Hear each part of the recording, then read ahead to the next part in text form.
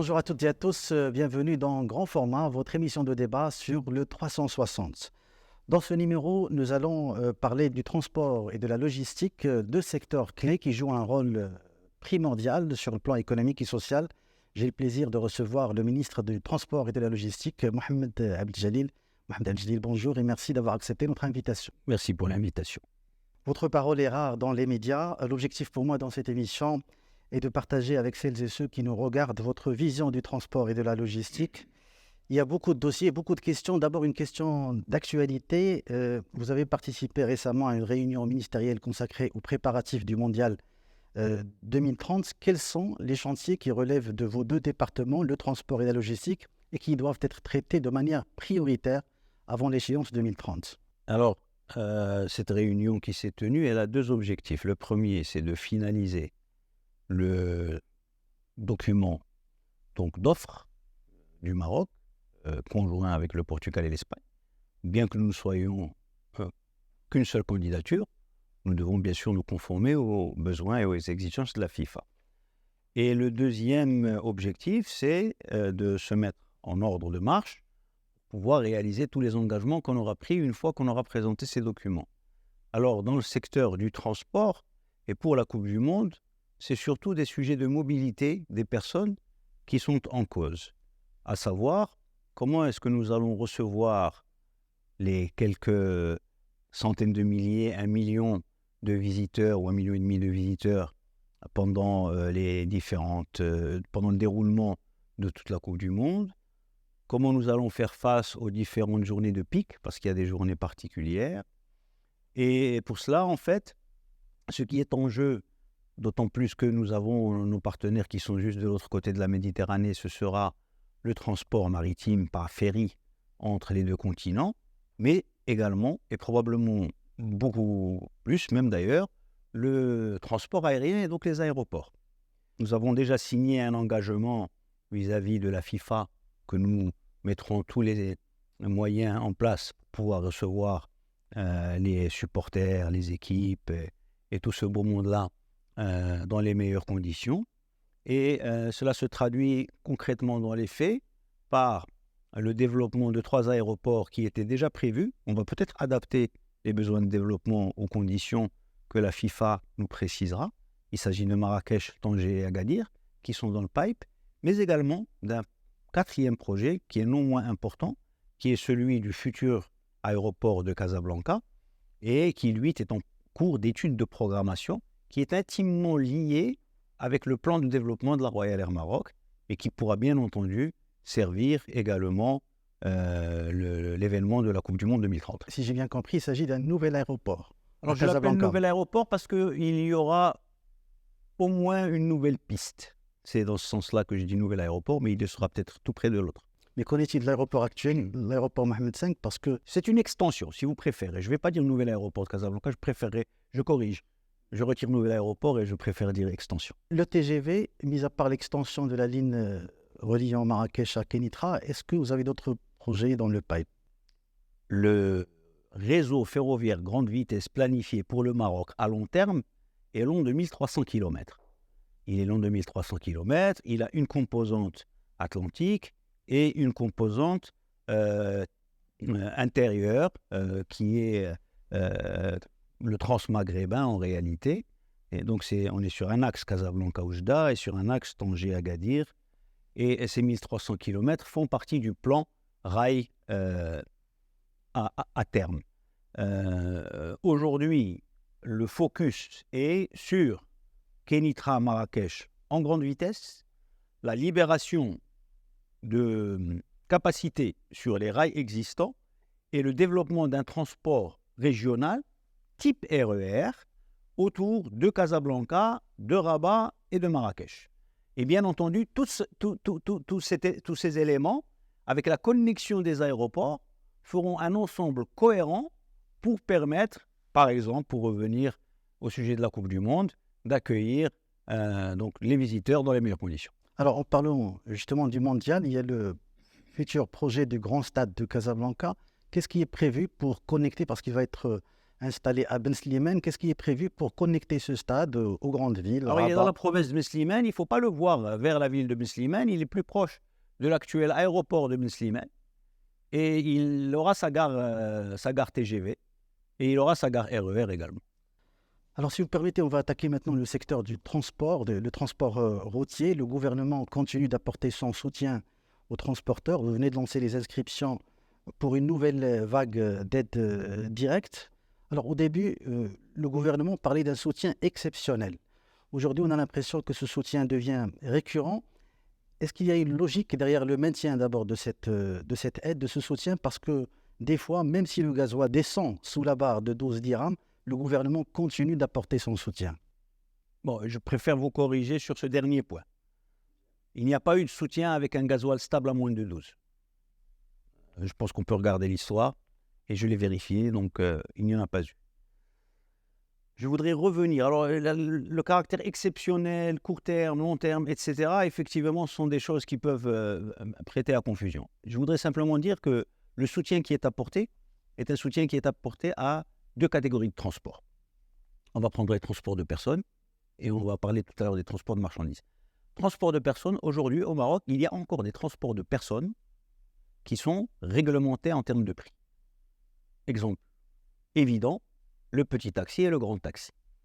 Quand vous prenez un petit taxi ou un grand taxi, tels qu'ils sont opérés au Maroc, le carburant présente peut-être 40% des dépenses de cette micro-entreprise. On ne peut pas demander à cette micro-entreprise de maintenir le prix de la course au même niveau et d'avaler un doublement du prix du carburant. Ça, c'est une évidence. Donc, ce que nous avons essayé de trouver, c'est une solution intermédiaire pour pouvoir les soutenir, pour qu'ils puissent faire face aux fluctuations du gasoil. Il s'applique le même raisonnement au transport interurbain par autocar et également le transport dans le monde rural, tout ce qui est transport de personnes. Donc l'idée, c'était de permettre au prix du transport de personnes de rester au même niveau et que les entreprises ne fassent pas faillite. Ça, c'est la première logique. La deuxième logique, c'est les transports de marchandises. Les transports de marchandises, le prix est libéralisé, on le sait.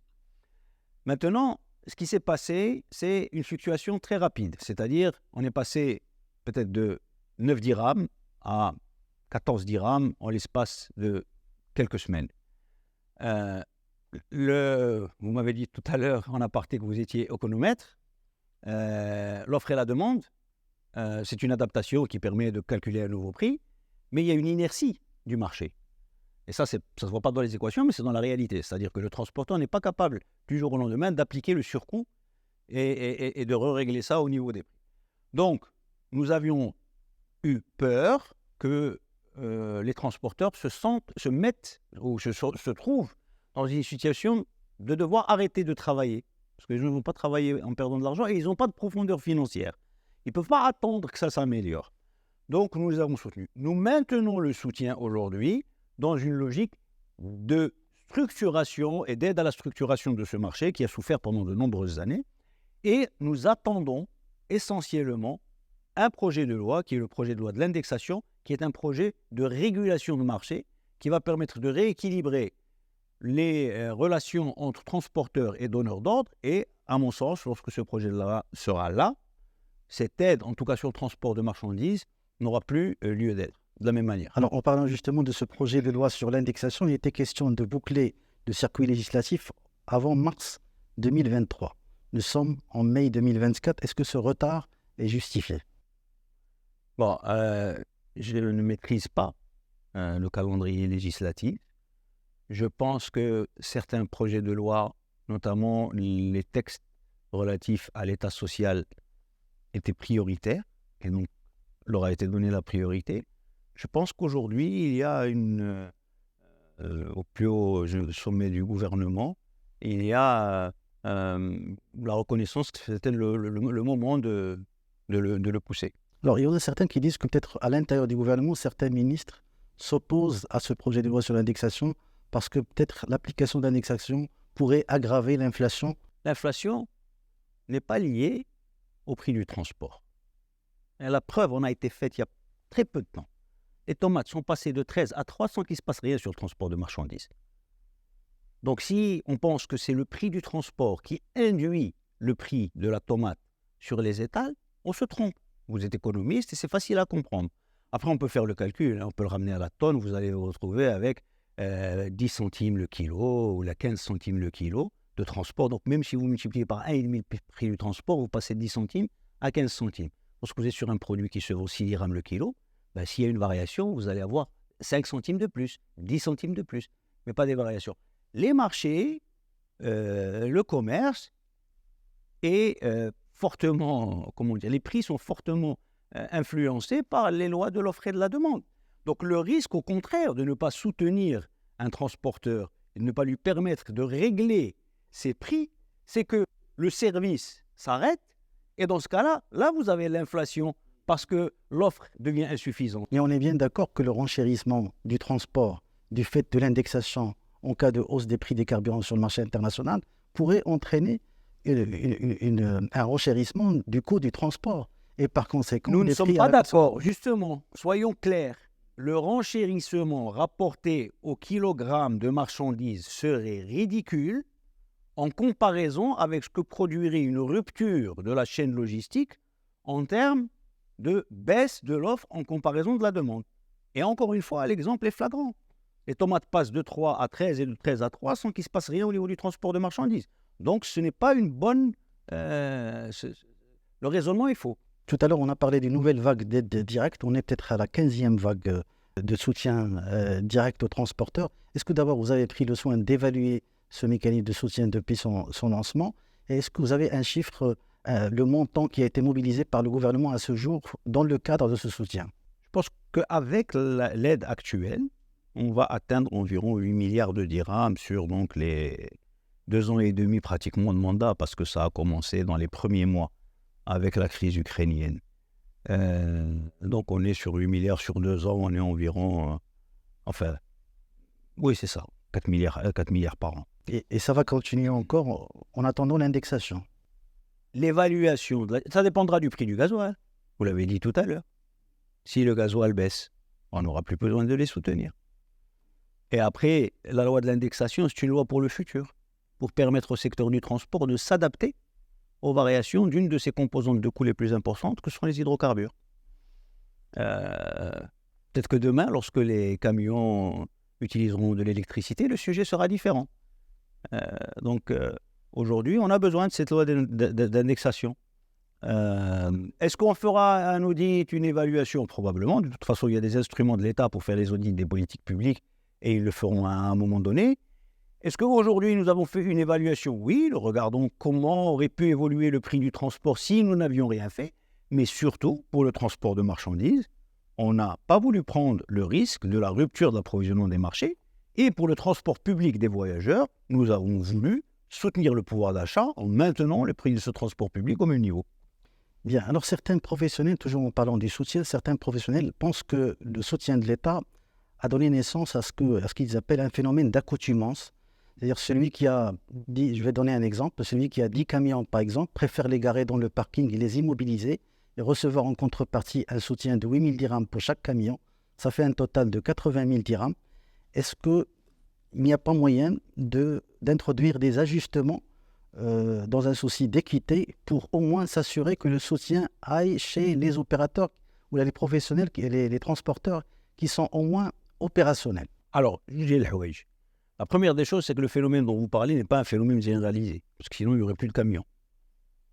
Donc ça veut dire que s'il y a quelques cas particuliers, isolés, est-ce qu'il y a moyen de faire des aides plus ciblées et mieux adaptées? Oui, dans un monde idéal, dans lequel tous les transporteurs déclareraient leur TVA aux hydrocarbures et pourrait y avoir un remboursement des hydrocarbures achetés qui sont déclarés. Lorsqu'il fallait décider, on n'avait pas cet instrument-là, on ne l'a toujours pas d'ailleurs, donc il fallait trouver une solution adaptée au contexte. Alors, vous avez parlé du transport de voyageurs, c'est un secteur qui est régi par des lois qui remontent aux années 60. C'est ça, aux années 60, et qui continue de fonctionner avec le fameux système des agréments. Est-ce que vous ne pensez pas que le temps peut-être est venu pour changer ce système et mettre fin au système des agréments. Il y a déjà eu des tentatives de changement, plusieurs fois d'ailleurs, pendant les 10 dernières années, et qui n'ont pas abouti. Moi, je préfère opérer différemment. Je préfère d'abord créer les conditions de la professionnalisation des acteurs existants. Je préfère clarifier la relation entre agréés et opérateurs et renforcer les acteurs actuels avant de pouvoir un jour parler de libéralisation. Ça, c'est le premier point. Le deuxième point, c'est qu'on a un très grand chantier au Maroc, qui est le chantier de la régionalisation avancée, et dans lequel le transport à l'intérieur du ressort territorial de la région est une attribution directe de la région. Donc, aujourd'hui, je pense qu'il n'est pas le moment, serait mal choisi de venir introduire une transformation tant qu'on n'a pas clarifié la relation région-État sur ce sujet de la gestion des transports au sein du ressort territorial. Donc, c'est-à-dire que les régions, les conseils des régions ne remplissent pas leur rôle aujourd'hui Non, la régionalisation, c'est un processus long. dans le domaine du transport. C'est un processus lent. Le processus de régionalisation est un processus long. Il faut le temps. Maintenant, c'est un des sujets principaux sur lesquels nous travaillons avec les régions sous la tutelle du ministère de l'Intérieur pour voir comment déployer cette régionalisation du transport. Alors, l'un des sujets aussi principaux sur lesquels votre département travaille ces derniers temps, c'est la question de l'accès à la profession de transporteur. Aujourd'hui, c'est un métier qui est ouvert à tous. Quiconque peut aujourd'hui devenir transporteur. Vous êtes en train de préparer un décret, un projet de décret qui va encadrer l'accès à la profession. Est-ce que vous pouvez nous dire les principaux changements qui vont être introduits par rapport à l'accès à la profession? Il y a deux choses. Pardon. D'abord, l'accès à la profession a toujours existé, ce n'est pas nouveau. Donc c'est un amendement d'un ancien décret.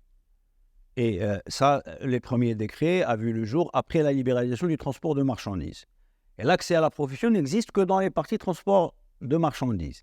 Dans le parti transport interurbain de personnes, il n'y a pas de règle d'accès à la profession. Donc on a deux choses. La première des choses, c'est d'adapter le décret d'accès à la profession du transport de marchandises qui avait été peut-être un peu trop ouvert au début pour pouvoir passer la libéralisation et qu'il faut maintenant rééquilibrer pour s'assurer que ce sont des professionnels réellement des transporteurs qui sont dans le registre et qui ont le droit d'opérer, que ceux qui font de l'intermédiation s'inscrivent non pas au registre du transporteur, mais au registre du commissionnaire de transport, et que ceux qui sont inactifs sortent du registre, parce qu'après, on se retrouve avec des statistiques qui ne veulent rien dire. On a 70 000 entreprises, il n'y en a que la moitié qui sont actifs, etc. Mais ce qui est essentiel dans cette histoire, c'est que ce n'est pas le gouvernement qui propose le décret tout seul, de manière unilatérale.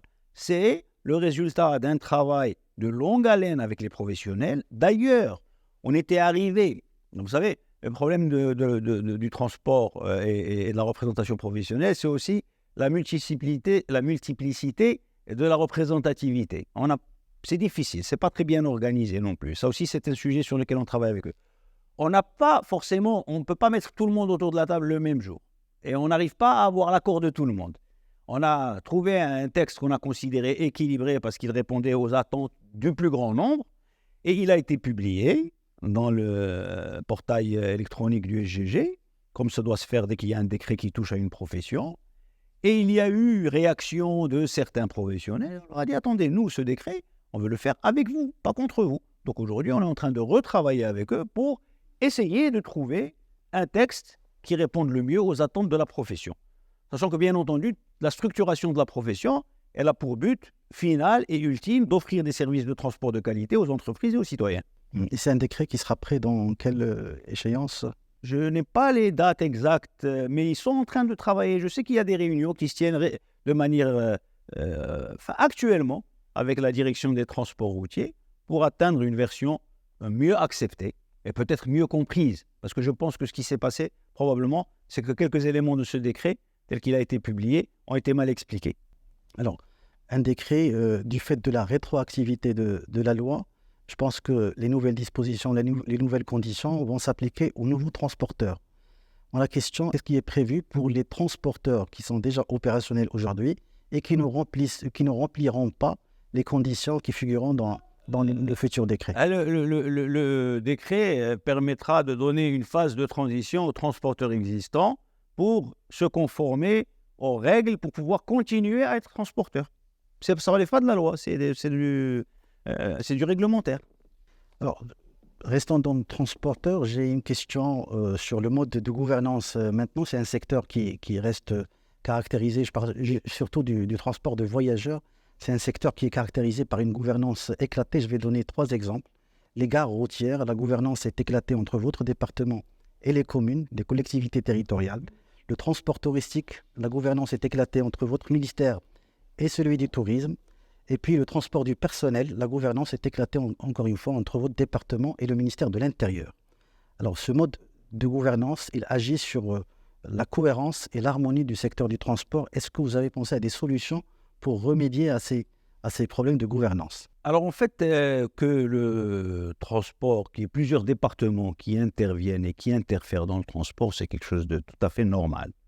Et c'est quelque chose qui existe dans beaucoup de pays parce qu'il y a des parties du système qui sont gérées au niveau du ressort territorial, à l'échelle de la province ou de la région, d'autres qui sont centraux, qui sont plus de l'ordre des textes législatifs et réglementaires. Notre vision pour le futur, c'est justement de permettre aux régions et aux communes d'assumer leur mission du mieux qu'ils peuvent dans ce secteur, que le ministère fasse son travail pour créer le cadre général. Et parfois, quand vous me parlez par exemple du transport de personnel ou du transport touristique, moi je n'y vois pas en réalité d'éclatement. Le transport touristique sert le secteur du tourisme, mais comme c'est un transporteur sur route, il doit respecter les règles générales du transport sur route puisqu'il interfère avec d'autres modes de transport routier. Et de la même manière que le transport de personnel. Je parle surtout des complications en termes d'autorisation.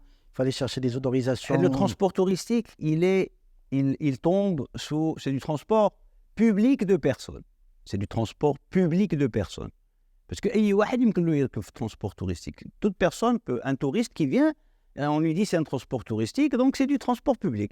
C'est pas le transport de son hôtel ou de quelqu'un d'autre. Donc tout le transport public répond à L63. Par contre, c'est pas vrai par exemple pour le transport de personnel.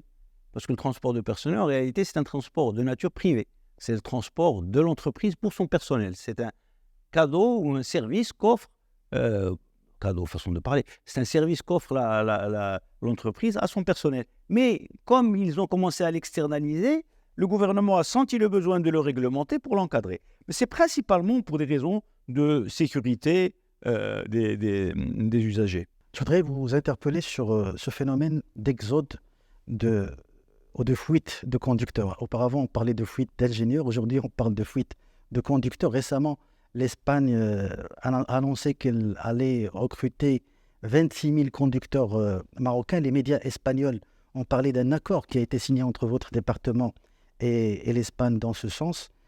Les professionnels du transport sont inquiets et craignent une raréfaction des conducteurs au Maroc, ce qui pourrait renchérir le coût de... Il ne faut pas toujours croire la presse. Hein? Donc c'est faux. Il ne faut pas toujours croire ce que disent les journalistes. Moi, je n'ai rien signé. Et mon département n'a rien signé. Nous avons quelque chose qui existe depuis toujours, qui est l'accord de reconnaissance des permis de conduire. Ben, c'est ça. C'est ancien.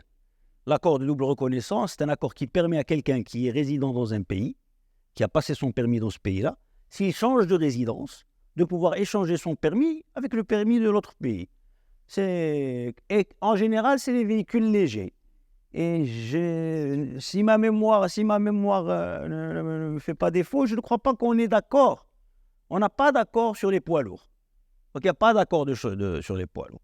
Maintenant, que l'Espagne ait besoin de conducteurs professionnels, que par la proximité et parce que nous servons beaucoup le marché européen, ils aient identifié qu'il y avait des compétences marocaines qui pourraient leur servir et qu'ils n'arrivent pas à trouver localement, et qu'ils fassent une offre à ces personnes. et que ces personnes acceptent cette offre. D'abord, c'est une liberté qu'on ne peut pas leur enlever. Ensuite, en revanche, s'il devait s'avérer que cela créerait réellement des problèmes pour les professionnels et les entreprises de transport au Maroc, ça c'est un travail à faire entre nous, ministère et professionnels du transport, pour voir comment augmenter la capacité de formation des conducteurs. Une partie partira, une autre partie restera. Et on peut aller plus loin encore dans la relation, bilatérale et de diplomatie économique avec les Espagnols, en leur disant, écoutez, si nous devons former des conducteurs pour votre marché, vous pouvez également, dans le cadre d'un accord, participer à la formation de ces conducteurs. Donc, moi, ce n'est pas quelque chose qui m'inquiète outre mesure. Place maintenant au transport maritime. Je sais que vous êtes mieux placé pour parler de ce secteur. Je rappelle que dans une autre vue, vous étiez président du directoire de Marsa Maroc.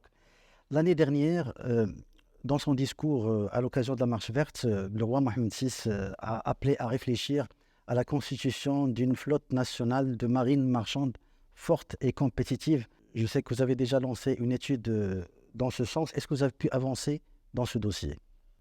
Alors, avant même l'étude, bien entendu, dès que Sa Majesté a prononcé son discours, nous avons réorienté la réflexion. Parce que lorsque je suis arrivé au ministère, ma principale préoccupation, c'était le détroit de Gibraltar. Et recréer de la force chez les armateurs marocains pour qu'ils puissent prendre leur part de marché qui, je le rappelle, est normalement de 50-50 entre l'Europe et le Maroc sur ce marché très stratégique. Je rappelle que ce marché-là est vraiment très important pour le Maroc parce que tous les camions, et il y en a un millier par jour qui traversent le détroit, servent l'économie nationale, servent l'industrie nationale. Et en plus de ça, nous avons une opération exceptionnelle chaque été qui permet aux Marocains résidant en Europe de faire l'aller-retour avec leur voiture pour venir passer leurs vacances au Maroc. C'est l'opération Marhaba. L'opération Marhaba. Donc, lorsque j'ai commencé, parmi les éléments dont nous parlions avec les équipes, je leur ai dit, moi, vous vous focalisez sur le transport maritime du détroit pour commencer. Alors, lorsque Sa Majesté a prononcé son discours, il nous a invités à réfléchir de manière plus large. Donc, nous avons commencé à réfléchir de manière plus large et à également préparer un cahier des charges pour nous faire accompagner par un cabinet qui serait en mesure de nous donner de l'information de qualité à l'échelle mondiale. Alors, parce qu'on peut me poser la question, pourquoi ne pas avoir fait recours aux compétences marocaines? D'abord, il y a beaucoup de compétences marocaines dans ce cabinet international. Et ensuite, parce que j'avais besoin d'une vision mondiale, parce qu'on est en train de parler d'un réel secteur mondialisé, complètement mondialisé. Et cette réflexion, nous l'avons entamée, nous sommes en phase de diagnostic.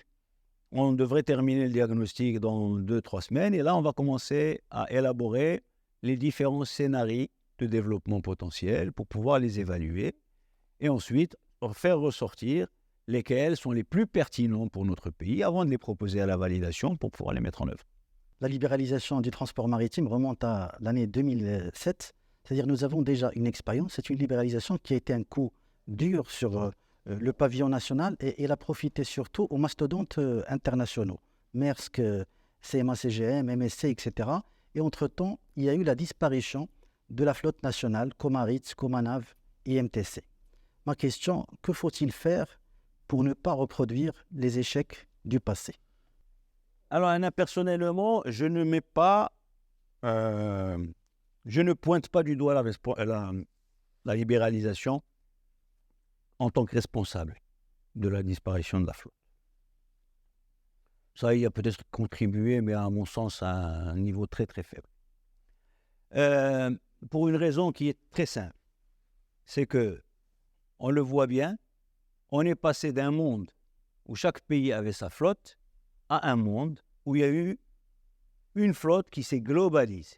Certains pays ont réussi, certains opérateurs de certains pays ont réussi à devenir les mastodontes dont vous parlez, d'autres ont été absorbés par ces mastodontes et d'autres, enfin, ont disparu. Nous ne sommes pas le seul pays à ne pas avoir de flotte de conteneurs, par exemple. Prenons un pays très fort en termes de marine, historiquement, la Grande-Bretagne. La Grande-Bretagne n'a pas de transporteurs maritime de conteneurs, par exemple. Pourtant, la Suisse, qui n'a pas d'océan, a le premier transporteur de conteneurs au monde. Donc, je ne pense pas qu'il faille mettre ça sur le dos de la libéralisation ou d'une libéralisation Quels sont les sauvage. leviers qu'il faut actionner justement pour avoir cette Là, flotte dans, nationale? dans ces métiers qui sont des métiers à compétition mondiale, c'est très compliqué de vous dire si que quelqu'un a une recette pour créer un champion mondial. C'est comme si vous me disiez quels sont les secrets pour créer Facebook, ou bien quels sont les secrets pour créer Google ou IBM. Si je les avais, je veux dire, il n'y aurait plus d'économie. Donc, la réalité, c'est que nous n'avons pas pu saisir cette opportunité.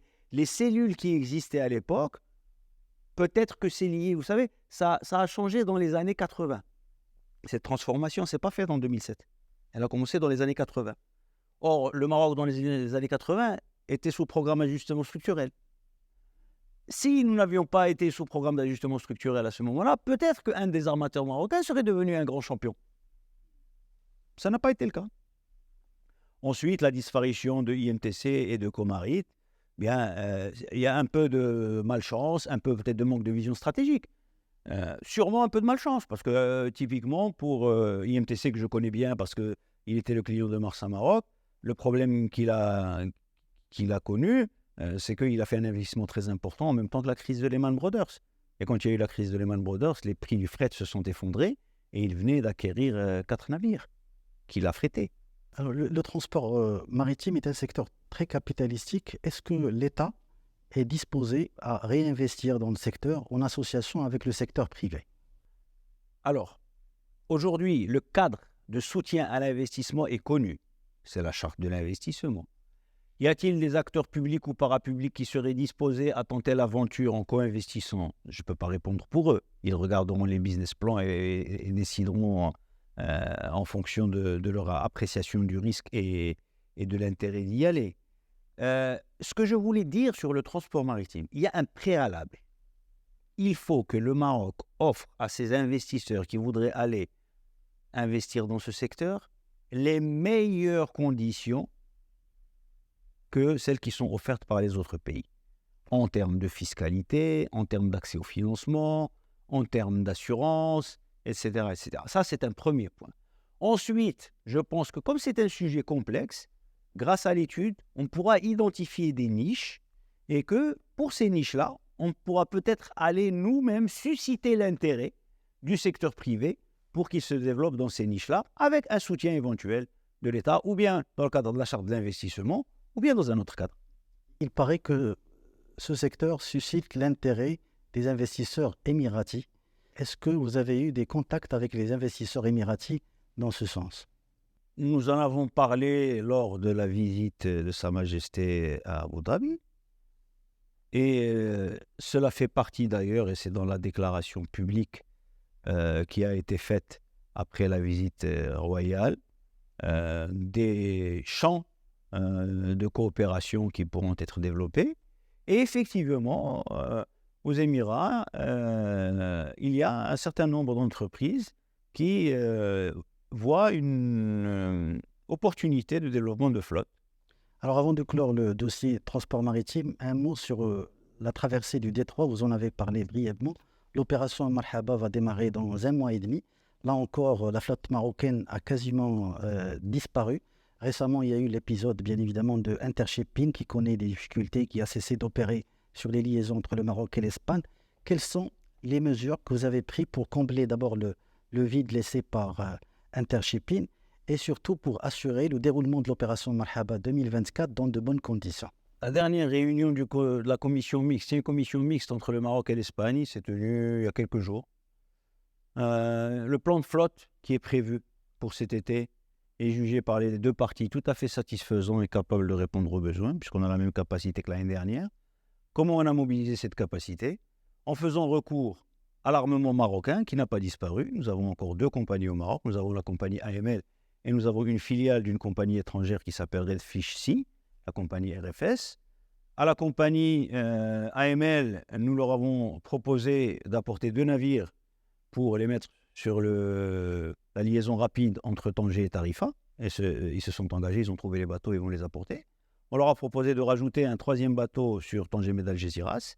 Et à RFS, nous avons proposé de prendre un 2e bateau. Et voilà, donc on se retrouve avec les 5 navires habituels en miroir.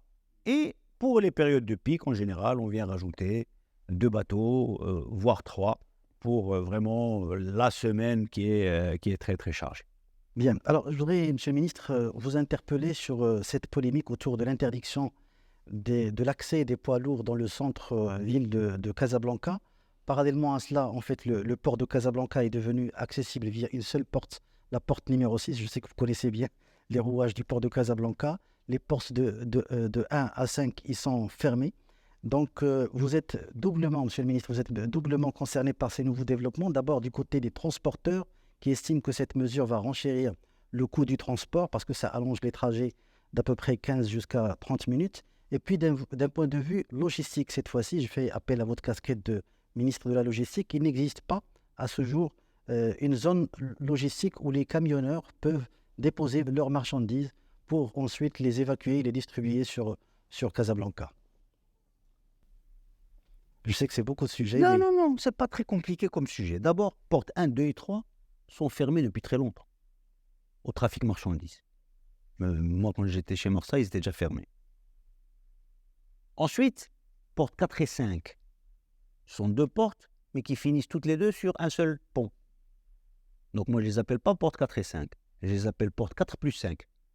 C'est une seule porte qui s'appelle 4 plus 5. Et on a remplacé 4 plus 5 par 6. Donc on a ouvert 6 et on a fermé 4 plus 5.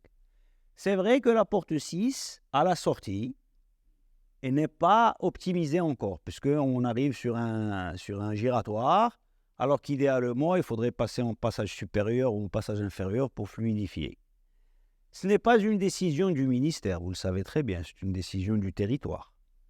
Cette décision du territoire, elle s'est faite en concertation avec les transporteurs, sous la supervision étroite et directe du Wali de région. Nous suivons les discussions et nous sommes disposés à intervenir si on nous le demande. Maintenant, sur le surcoût logistique que cela pourrait provoquer, je ne suis pas sûr d'abord que ce soit vrai, parce que faire 15 km de plus ou passer 1 heure dans un bouchon, je ne suis pas sûr que ça fasse consommer plus de carburant. Et ensuite, quand bien même il y aurait une légère augmentation du coût logistique sur ce tronçon-là, eh bien, je pense que les habitants de la ville de Casablanca méritent également un certain niveau de confort. Donc vous êtes pour l'interdiction de l'accès des camions et des poids lourds dans le centre de Casablanca? Je suis favorable à la réglementation et à la régulation du poids lourd dans tous les sites urbains.